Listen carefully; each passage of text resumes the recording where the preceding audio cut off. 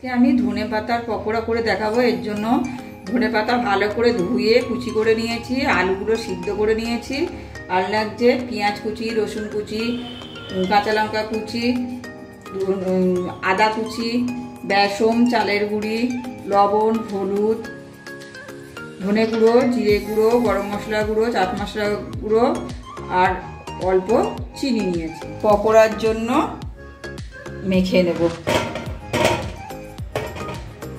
প্রথমে আলু সিদ্ধগুলো হালকা করে আমি একটু মেখে নেব। এবারে ধনে পাতা কুচিগুলো দিয়ে দিলাম। এবার দিয়ে দিলাম পেঁয়াজ কুচি, রসুন কুচি, কাঁচা লঙ্কা কুচি, আদা কুচি। এবার দিলাম পরিমাণ মতো লবণ, হলুদ, ধনে গুঁড়ো, জিরে গুঁড়ো, গরম মশলার গুঁড়ো, চাট মশলার গুঁড়ো, আর দিলাম চিনি 2 চামচ, 3 চামচ, এই বড় টেবিল চামচে 4 চামচ আমি বেসন দিলাম। বড় টেবিল চামচের 1 চামচ আপাতত আমি চালের গুঁড়ি দিলাম। এবার আমি ভালো করে মেখে নেব।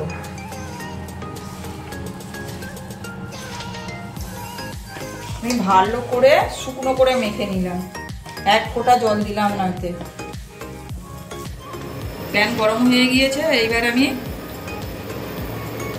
ধনেপাতা পকোড়া ভাজার জন্য পরিমাণ মতো রিফাইন অয়েল দিয়ে দিলাম। আপনারা যে যেমন খুশি সরষের তেলেও করতে পারেন, আমি এখানে রিফাইন অয়েল ইউজ করলাম। এই গোল করে নিয়ে অল্প হালকা করে একটুকুনি চেপে দিলাম, দিয়ে আমি দিয়ে দিলাম।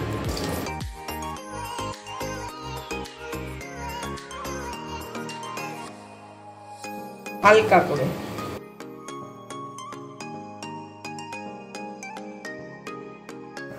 এইভাবে আমি সব পকোড়াগুলো করে নেব। এবারে এইগুলো পকোড়াগুলো আমি উল্টে দেবো।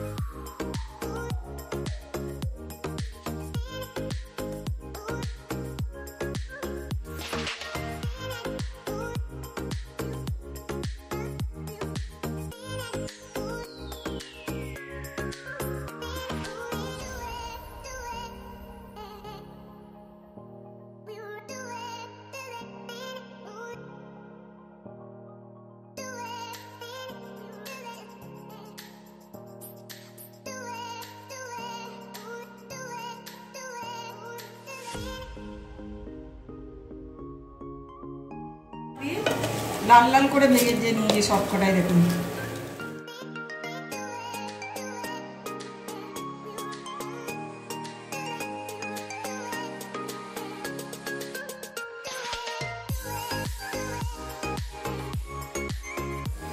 এক পিঠ হয়ে গিয়েছে। এবার আমি উল্টে দিলাম।